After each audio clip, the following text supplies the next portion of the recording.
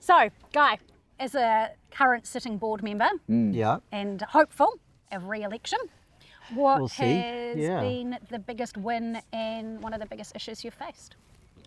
Oh, I think the biggest, well, there's a couple of really big wins. We have a really good community facilities department, and they built the park that we're sitting in right now.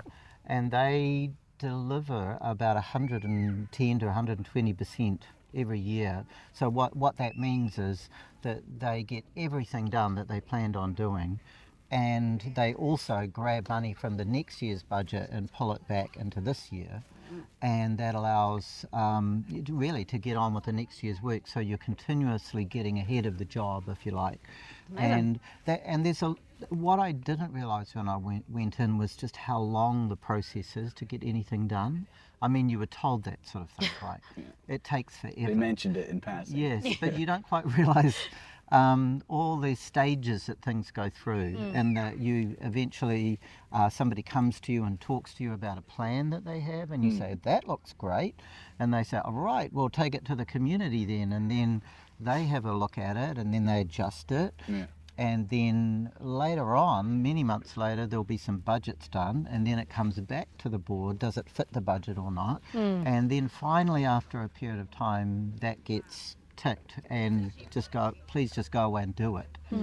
And the main thing is that I've learnt is never change it after you've approved it, because it will only slow down the process. Because then they'll go back to the drawing board, they'll have to redo it again, they'll have to come back to you and they'll have to do part of that process all over again, and that A, you won't get it delivered on time, and B, it'll cost more. How much is that time frame that you're talking about? Oh, well, it can be several years sometimes by the time that somebody just says... in time for re-election. Wow. Well, it feels like that. And it's hard for the community to accept, because, and I wouldn't have accepted it either when I didn't know better. Yeah. Just how slow it can go. Now, can we make it go faster? That's a challenge, and I think that we should work at efficiency, and could we streamline these things? Absolutely. But I don't think you can streamline the public consultation. The community need to be happy with what they're being offered. Well, that's the reality, though. It's like you end up getting stability, even though it takes a while. That's, you don't want to rock the whole boat heavily every time. No, otherwise everyone falls out of the boat. Yeah.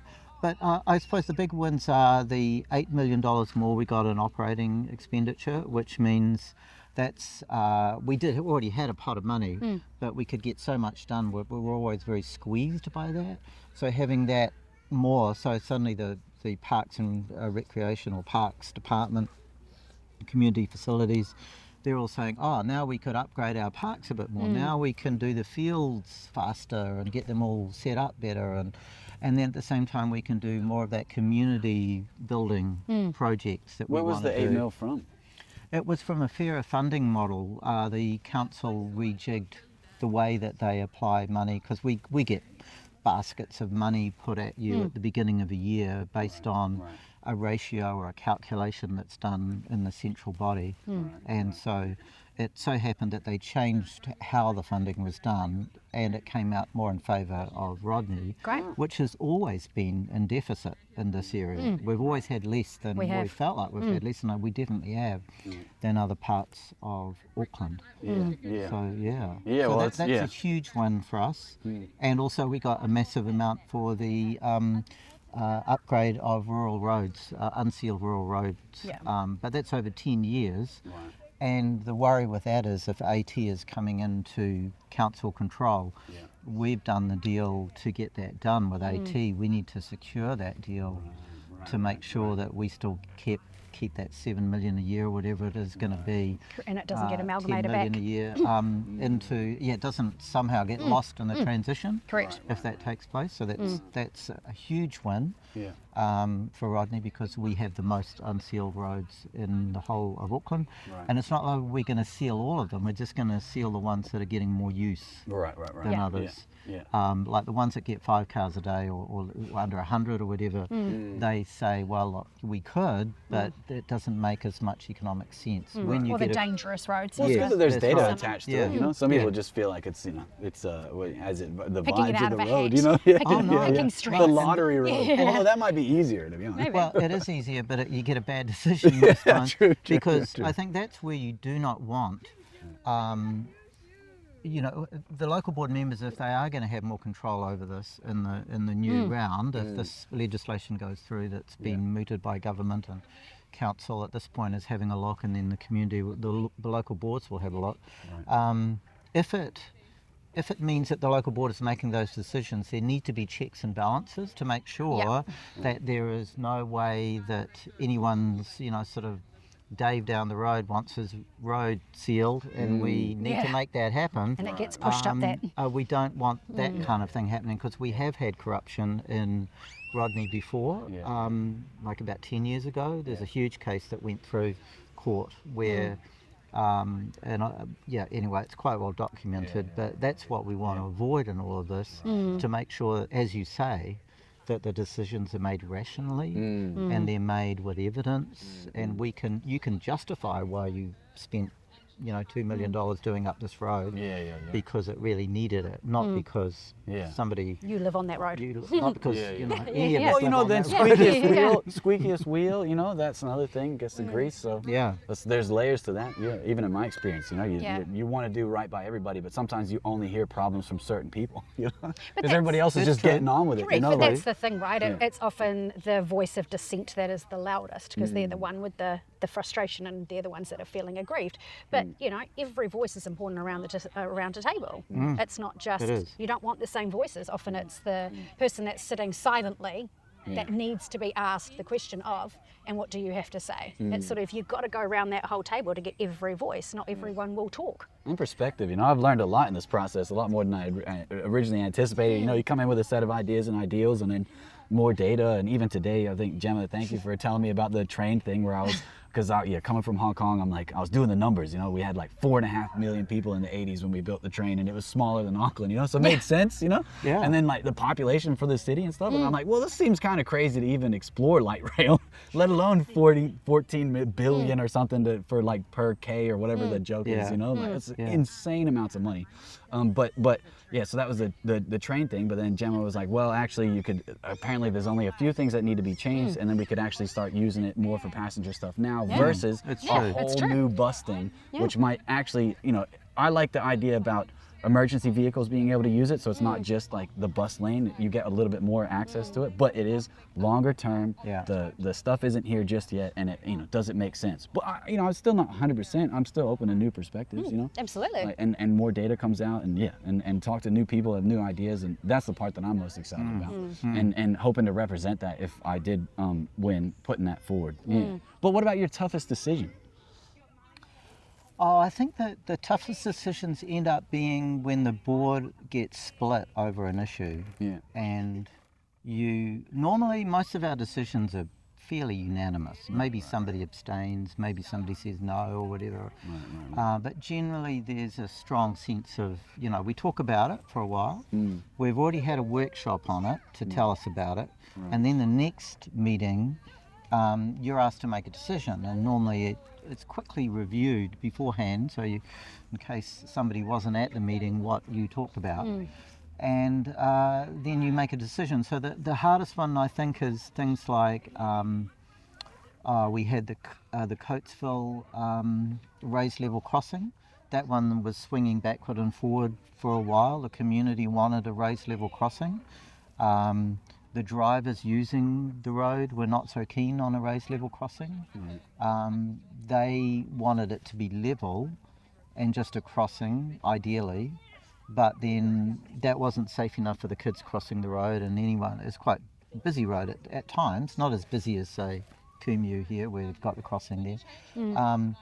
And it came down to the point that we had to we have Louise on our board, who was very aware of what her community wanted, and the money for this project sometimes is tagged by what they call a transport targeted rate, which we all pay in our rates, about $150 a year. It's one of those static costs, isn't it? Yes, and that means that we can, if you in your neighbourhood don't have a a pedestrian or a walkway or something like that, you may use that money to fill in the gaps which are in your community of wherever you live, and that's rated as to how important that is to the community as well. But in this case, the hardest decisions are to do with when there's a clear split within the board and you have to make a decision either way. And that one was contentious because there was one group in the board said, no, we want to get rid of this raised level crossing, we want to have a signalised crossing instead, which, that brings you to a complete halt on the road. But is it safer again if it's level? These are all things that should be really evidence-based, and those decisions are quite tricky when you get that big split. So I think that's the main ones. But every now and again you get an issue that we struggle to get consensus on, so you feel like everyone's kind of on the same page here. I think the other one would be when we decided to change the the subdivisions. Kumeū used to be from Taupaki sort of area, going up towards the motorway all the way up to Glorit. And then you had the other ones as well. Well, there was a move, every 6 years you get to change the boundaries or have the option of changing them. Don't have to, you can leave them as they are. Well, in the end, I was one of the casting votes there's a group of us obviously, but we had to get 5 people to agree to it. And I felt that it was a good idea to recognise Rodney's rural character, that it had a strong sense of rural character. So we would group that rural community together so the representatives of it would be rurally based, and they would have a sense of this is all about farming and the movement of vehicles across this area, all that kind of thing. So we did Northern Rodney, Southern Kaipara, and then condensed down Warkworth a bit. Dairy Flats stayed roughly as it was, and Kumeū got reduced down to more of its urban area, and that was quite tough because I voted against some of the people that I normally vote with. So that was a conscience decision really, that I thought it was the right thing. I get continually told that was the wrong thing to do. I think the jury's still out on that. Because of the intensification, even where we are, there's loads of houses, and I feel like they were not here.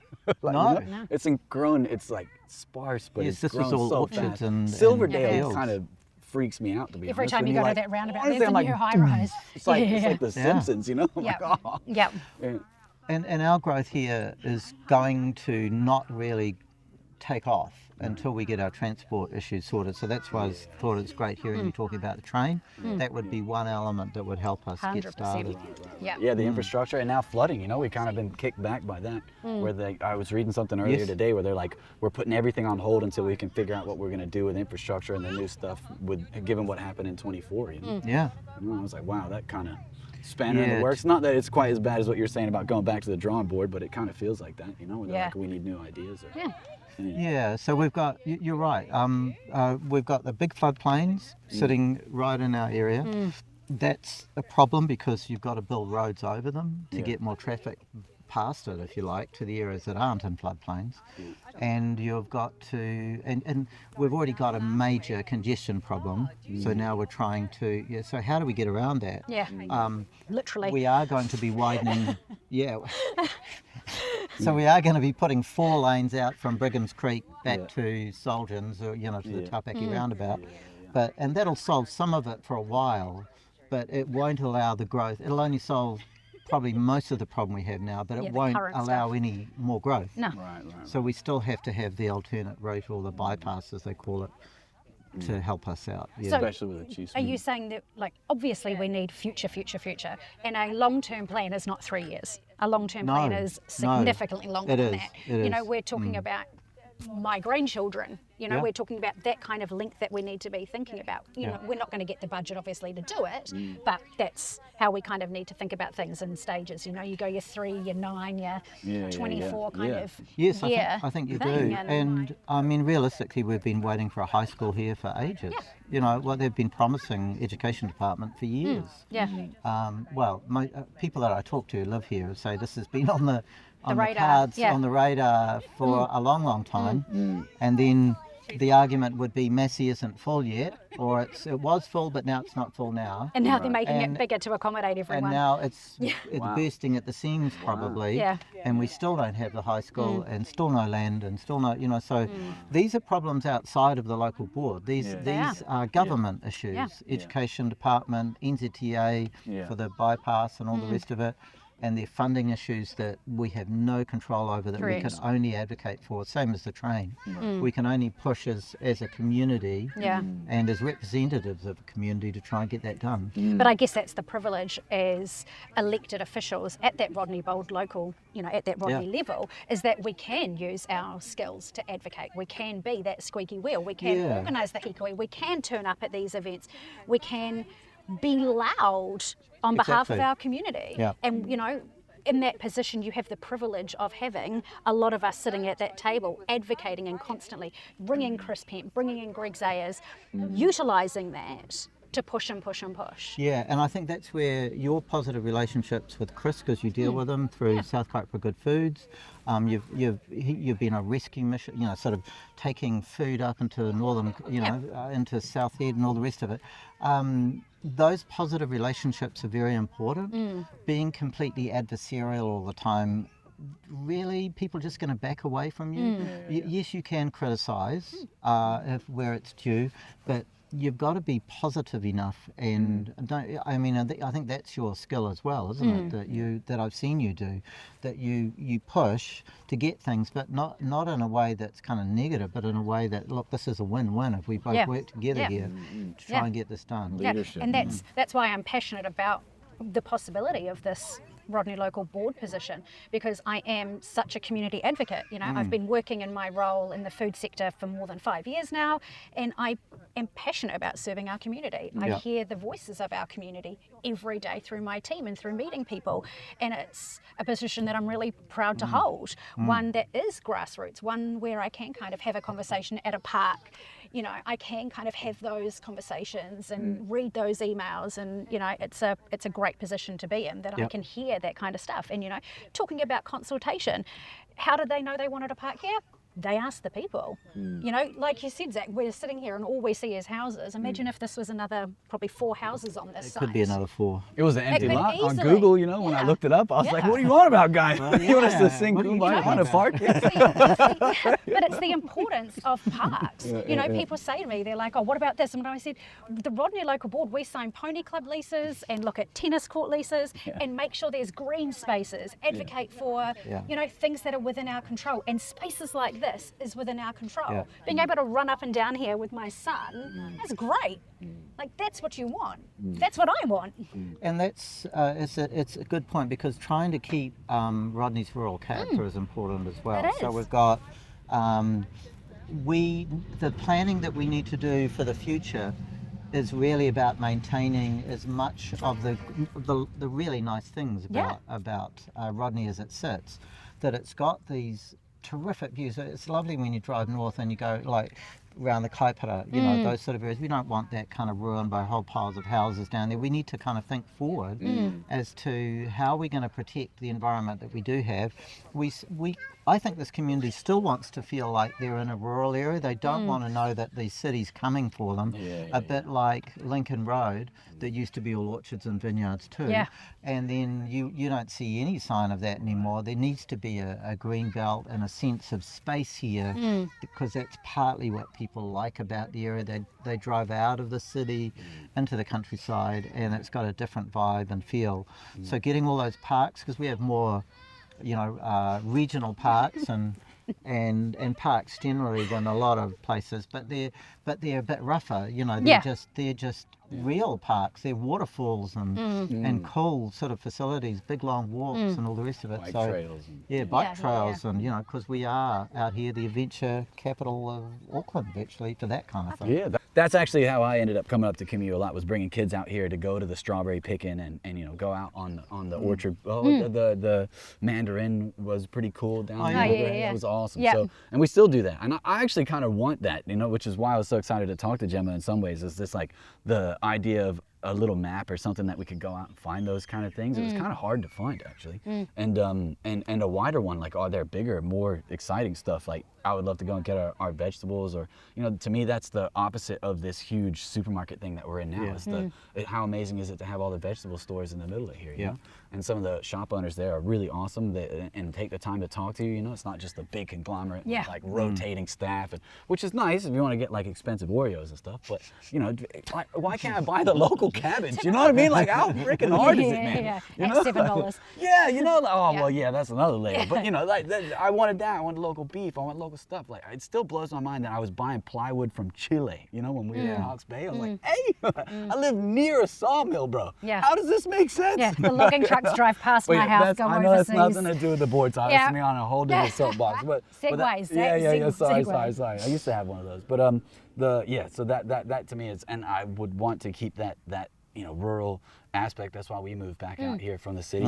We fell in love with Hawke's Bay, and we were worried when we came out to Auckland a couple years ago that were we going to be losing, you know, did we fall in love with Hawke's Bay and Wairoa and stuff and like way out in the rural New Zealand, or did we fall in love with New Zealand, or, you know, can we get the same thing in the city, blah, blah, and we quickly found out, no, it was rural New Zealand, so we have to get out here real quick.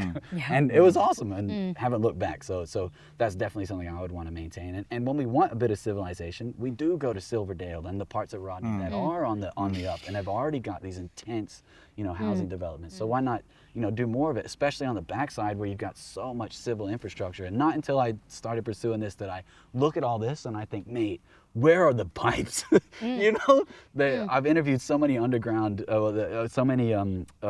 construction workers and people that work in that space, and, you know, they're the underground industry, and they have lots of jokes in that. But not until I see some of the developments, you really can take it in of how much technology and innovation is involved in even these kind of like low key suburban sprawls. Let alone when you've got high rise and you're like, mate, everybody's got to go to the loo. How is that even happening, and where is it going? You know, but so it's a weird headspace, but it's been exciting to kind of see that in all the layers of the things that new perspectives. But in terms of what's another question we can pursue? I think one of the biggest things that for me is around environmental impact and the job that we have as Kaitiakitanga around being stewards, around protecting our natural world, around protecting our waterways, around, you know, the space that we're sitting in, the area that we're sitting in is notorious, you know, this district for flooding. You know, you've worked during the flood crisis, I worked during the flood crisis, you were in the Hawke's Bay during the floods. You know, we've all been impacted either personally or through our work. And, you know, it's that, but it's also dredging waterways. It's working alongside Healthy Waters. It's working alongside recovery teams, Auckland Emergency Management. All of that kind of stuff is big picture stuff, but it's also so necessary. And it just needs level heads that are really focused on outcomes and strategies for that long-term change, because, you know, we can sit here and say it's a one in a lifetime, 1 in 100 years. It happened twice in 2 months. You know, and it's, you know, gone is that terminology, or it needs to go. And so the environmental impact, you know, we're in a climate change crisis, you know, through where I currently work. You know, we do those environmental projects in regard to food rescue and composting and worm farming and, you know, all of those kinds of medium to long-term projects that we're working with whānau on. But it's bigger than that. Like, there needs to be budget for it. There needs to be, it needs to form part of the strategy, in my opinion. It needs to form part of the strategy at a local board level. And the local board does support a lot of environmental projects. It's actually, if you look at operationally who we support, one of the bigger benefactors is all the environmental groups. It's great. Kite remediation and because really when you give, we're not giving, but when you support those organisations through council funding, the actual benefit is so much greater because they have so many people that are volunteers that do that. They need coordinators, which is in a sense what we're providing as a coordination ability, and then they get all these groups of people together to protect the environment in a variety of ways, shorebirds or kiwi, bringing them back into our area, trapping, all the pest-free groups that are across our whole area. But all of them need support, and let them know that we'll do whatever the local board can do to make sure that we look after that. Yeah. I think one of the issues though that's interesting and a bit of a problem is that Healthy Waters has lifted the flood levels to 3.8 degrees Celsius rise. Wow. And that is what it's meant to say in Kumeū here is that a lot of the businesses, if they want to rebuild or do anything, they have to build up on higher foundations. And she's got a good voice. Strong future leader. And we need to look after the people that are currently, and I feel this very strongly, having been in that situation where we've been flooded out 3 times, and eventually we got a Category 3 and brought out. But there were people that came close to that but didn't get brought out that would very much like to, and we're looking after them and all the people that are now on floodplains that have never been flooded or never come anywhere near them, if you like, but they're sitting in what are now blue areas. Yeah, and it's now on listed. Their maps. Yeah. And it makes it harder to sell, and it makes it but this is for sort of 80 years away. They're setting these levels at 3.8 degrees, and this is partly to stop development on floodplains because banks won't lend as easily, and insurance companies are more wary. All those kind of things that are fairly basic to buying a house or development. But we still need to make sure as a local board that we're looking after those people and providing options for them so that there are ways of caring for them in the meantime, and therefore, and later on in the bigger scheme of things, some of those houses will be moved away and uphill or whatever. Sometimes events overtake and you get another big storm or whatever, and then suddenly everything rushes forward, all the decision making has to come forward. But I think there needs to be a plan by the local board and all of Auckland and across New Zealand, obviously. What do we do about these areas, and how do we retreat from them in a sensible and viable way? And where does the financial liability sit? Where does that come from? How are we going to do that so it doesn't hurt us so badly? And say for Kumeū, all those businesses, well, frankly, it's not all the time that it floods there, and even in worst possible scenario, it might be 0.01% of the time it's actually going to be at that level. But that level does a lot of damage in a very short period of time, as we know. So we need to think, how do we look after Kumeū in terms of planning to make sure that they can do what they need to do to continue to operate there for quite a number of years ahead, even if we get flooded again. What are we going to do? We need to clear the rivers more often and the drains. That'll help somewhat in lowering things or getting the water out faster. It won't help Waimaoku because they'll flood faster. But so we're in a system where you change one thing, it affects another thing. The butterfly effect. Dominoes. Well, I think you guys have done a really great job of going to that local contractors, not only for the sake of local money, going to local spaces and it stays in the circle or economy a bit longer. But the thing that I appreciated when we were in Hawke's Bay and the floods happened is there was a big push for we needed local capacity, because when the roads get cut off, you've only got what you got. And that was a huge push. So when you do these local contractors, that's like an extra layer of win for what the local board's done already by pushing for that. Yeah, and Healthy Water, I think what we, from a local board perspective, we want it yearly, or at least 2 yearly, that they go down the river. It's the way the old Rodney local board, Graham Andrews, who's in Lions with me, he said we used to drag the river, we would walk the river from Woodhill up, and they would look for the log jams or the problems that were happening down the river, and they would send the gangs down to tear out these sort of bits and pieces that are going on. Logs, whatever's kind of caught, creating a log jam that would cause flooding onto the sides of the river.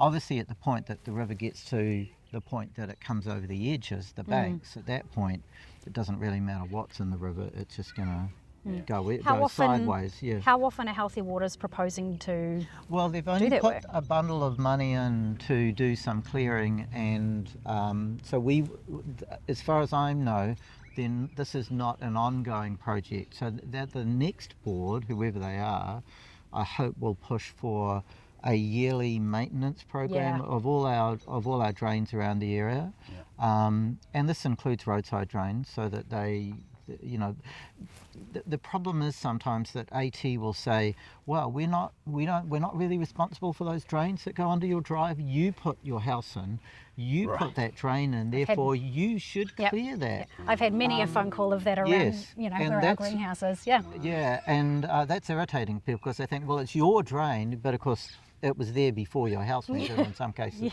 So this is one of those horrible circular arguments where, yes, we do need clear drains on the edge of properties, and in many cases you don't know that you need to do that until, or you've cared not to know until you need to, and because nothing's gone wrong till then.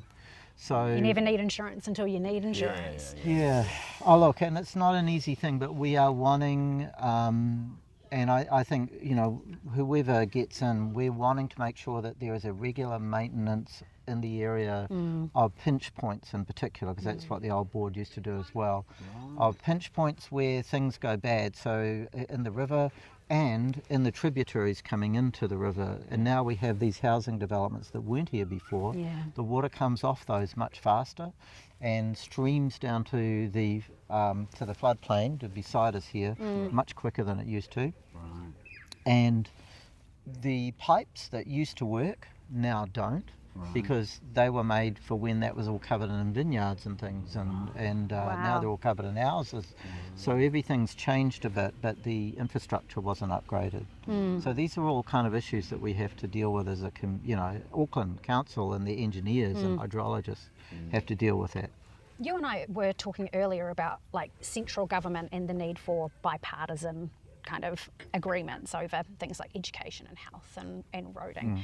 Is there anything that the Rodney Local Board takes the 3-year term and then kind of goes, okay, this is the 5-year, and the next people have to continue it, or is it this is the plan, new people move on?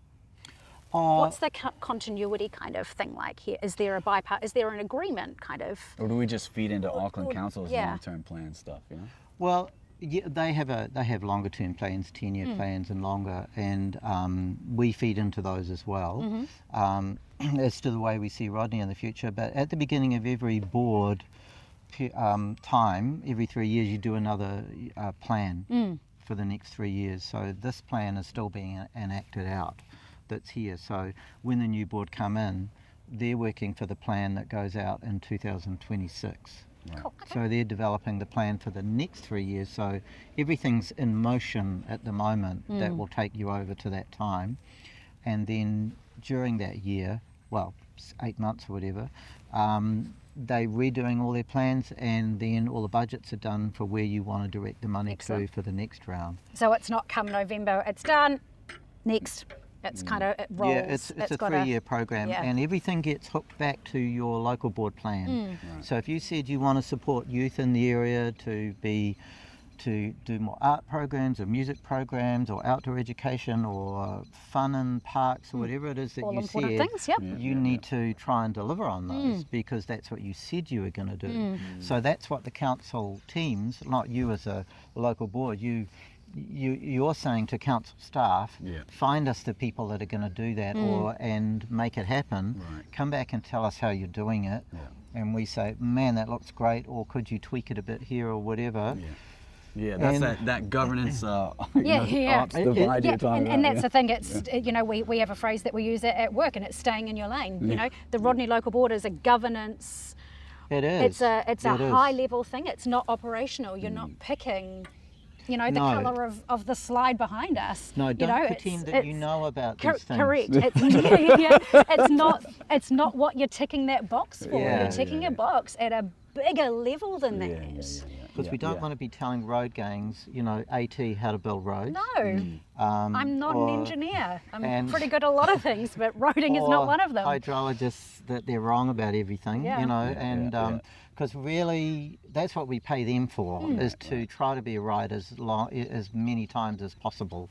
And do they get it wrong? I'm sure they do. We all do. We all do. Moments, everything that a council operational team do isn't always right. Could we make it better? Yes, we can. We can certainly improve the speed of delivery. I'm sure that we could speed up this process a bit. Yeah. Part of that's unity, though, like keeping everybody aligned. You know, I mean, that's really what governance is supposed to be. In some ways. Like, here's the vision. Let's all work together. No, ideally that's the way it works. But ideally too, there's a sense of transparency around the whole thing, so that you kind of know that they're working on this as hard as they can. They'll be back to you in another month, and then we're going to get this thing started, or at least the next part of the process. It's frustrating. It's frustrating that it takes so long. But it's worse if you go off half-cooked and find that it all falls apart and everybody hates it and it doesn't do what it said it was going to do and all the rest of it. Even then you'll find people saying, because the problem often happens is that we need to increase the engagement with the local community about what we're thinking we're going to do. And so, like for instance, say in Riverhead, a skate park is going to be started in a month. And when you put that up on Facebook, someone says,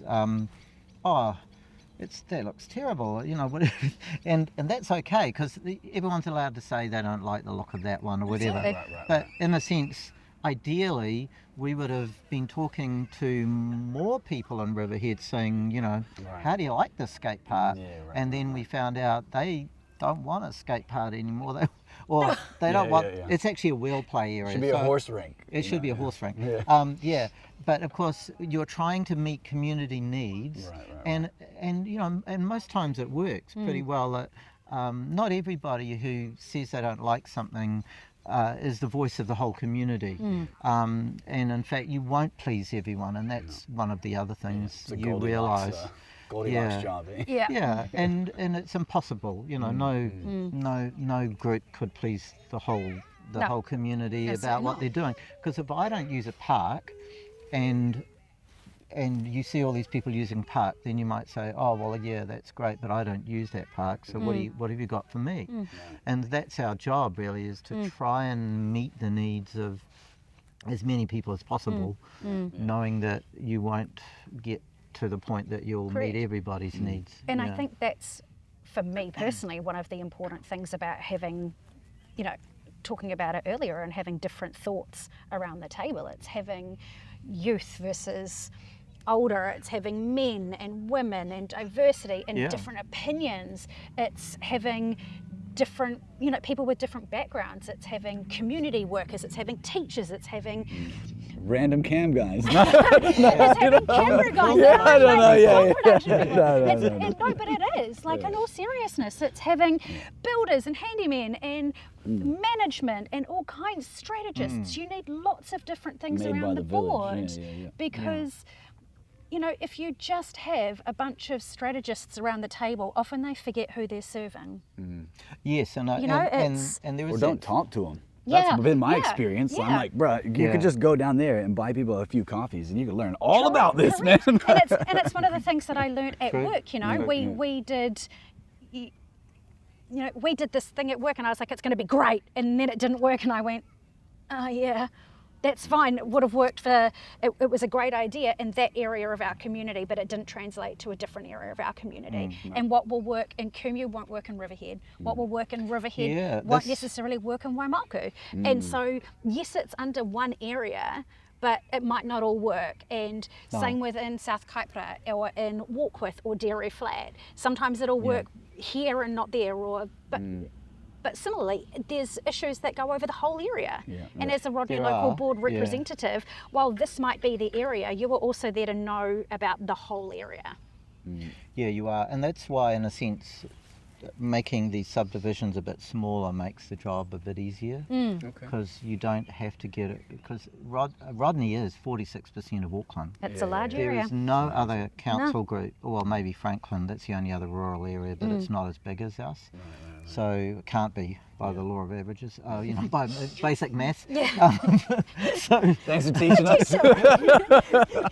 But it's got a unique. And I agree with you. I think Riverhead sees themselves quite differently to Huapai and Kumeū. and even Kumeū and Huapai see themselves slightly differently as well. And makes the job easy. Is that a sports team thing? I mean, and then you've got Taupaki, they see themselves differently again. They've got their own setup, their own set of issues, and it's really important to recognise the fact that one of our jobs is to go and meet with their local community groups and have a coffee with them, or go to their meetings that they have, and just find out what it is that's concerning them. So for Taupaki, it's the school, getting the kids safely down the road and down to the car park to be picked up, or being picked up from school. They've got the flooding in the valley there. What can we do about that? We've put sensors there so we can warn them more readily. When I say we, Healthy Water's in a larger council kind of I love your text setting. thing though. That was really cool, man. Signing up for your text warning. That's great. Man. Yeah, no, that's worked well. It was with Kumeū Community Action. We've only sent one warning out. That's when there was a huge storm out in the Tasman that looked a monster of a thing, and the rivers were already full. And we thought, if this goes any higher, it'll cause problems. Come from the we said, look, come down. we're keeping an eye on it, but it could go bad. So let's be prepared at this point. And a good time to test it. Yes, and now we've got even more sensors with cameras on them as well, and so that we can actually see the water level even at night. They're awesome. They are great sensors. Yeah.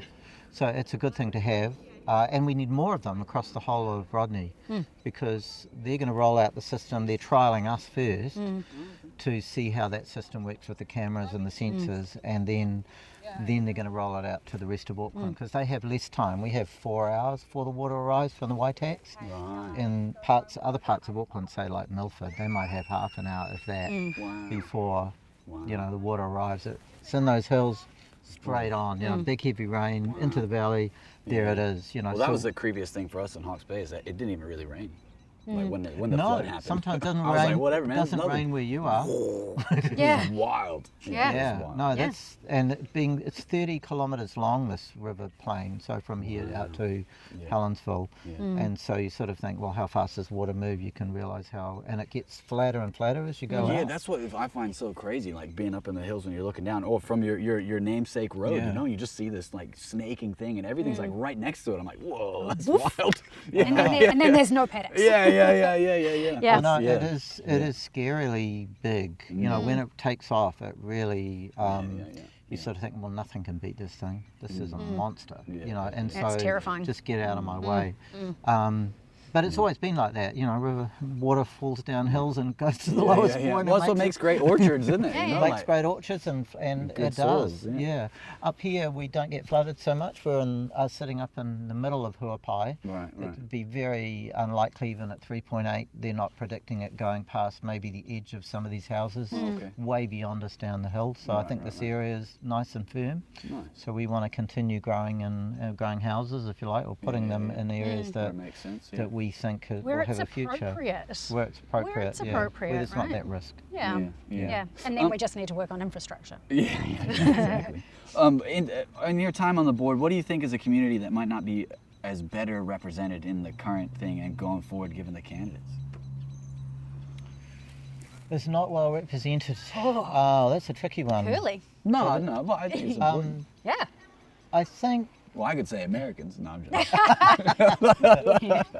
Well, I think that we've always had too few women on the board. I think women bring their own perspective to things, and it's just that we should have a board that represents the community that we come from. Not that we have to have women because we have to have so many women. It's not like that.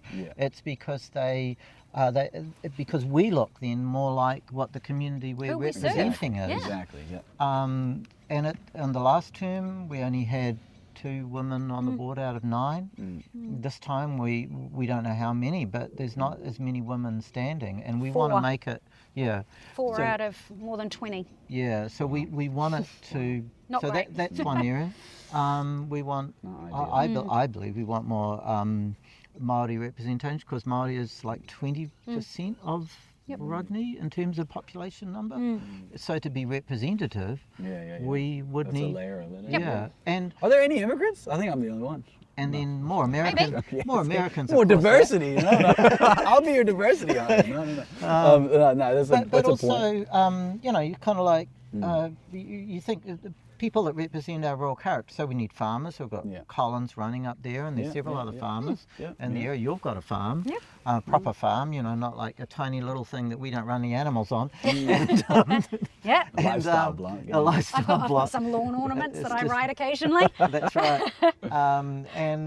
You know, so understanding about drains and tanks and all the drama that comes from trying to, you know, keep all those things going, and the sewage, you've got to clean out all those tanks, and if you do anything, you've got to upgrade everything. So understanding all the complexities of the rural part is important, but also understanding the how this urban section works right on the edge of the city here. And it's got all its, you know, all its kind of own sort of thing going on. It's a lovely area, but you know, so we need sort of that balance that you understand both. Because even in the area we're in, Kumeū, Taupaki is all agricultural largely, and going out this way, it's all agricultural still. You know, out towards Waimaku, Foster's Road sort of area, and so it's that balance of understanding that, and then there's. You read a lot of documents, and over a period of time you get the similarities of what's coming from council. So being good at rapid reading is good, and saying that, I'm not particularly fast reader, so it's an agonising thing for me. Whereas, but you've got to be prepared, right? You've got to read this stuff. It's the Girl Guide in me. Yeah, that's right. You've got to be prepared. And so I find that if I can, and you can't always, you put it through Speechify, or now with ChatGPT, you can summarise much more quickly what the key points are. So that's been a great benefit to a lot of people. Not all the information you can take out of these documents. It's not possible to do executive summaries. For yeah, they're quick summaries, so you know what the key points of what you're voting on, and then you go and look at all the maps and diagrams and all the rest of it that you've asked to look at. But you used to live here, right? You used to live in Kumeū. I used to live in Waimaku for years. It's kind of a space that, while we might not live here now, it's a space that's near and dear to us both. Oh, well, yeah, I'm still on the Lions group for here, the Kumeū Emergency Network, and I still have a bit to do with Kumeū Arts. We run the music programs here at Kumeū Arts. So there's a whole lot of Kumeū Showgrounds, you know, on that committee. So we do music and, you know, help out with moving cars around, or the wine awards or whatever's on. And Be on the wine I awards. saw him in high vis there last time. He had the cones, you know, he was ordering. Yeah, and the show, obviously the big show every year. So. And all these other in the market days. You know, so being connected to a community, we're only 10 minutes up the road kind of thing, so it's not like we're miles away. We're all Rodney to Auckland. We're all Rodney. We're all Rodney. But also, you know, it's that, I think being involved with the community still here is important to me, and it's not like I'm moving away from that anyway. No, and it's the same for me, you know. I might live up in Te Awaroa or Helensville, but I work over this whole district. You know, I work with 30 local agencies around food support and around advocacy around food systems change, and you know, I'm still working with the Kumeū Emergency Network around food supply, and you know, in that space, as well as the other emergency networks up by us in Cuppa and Helensville and South Head and Shelley Beach, and you know, well, that's good because it gives you that connection. You actually understand all the areas better. It kind of gets you out there, and you kind of know those communities, which is pretty useful, and you know members within it that you could go and talk to about things if you needed to. It's very easy to pick up the phone and need a helicopter.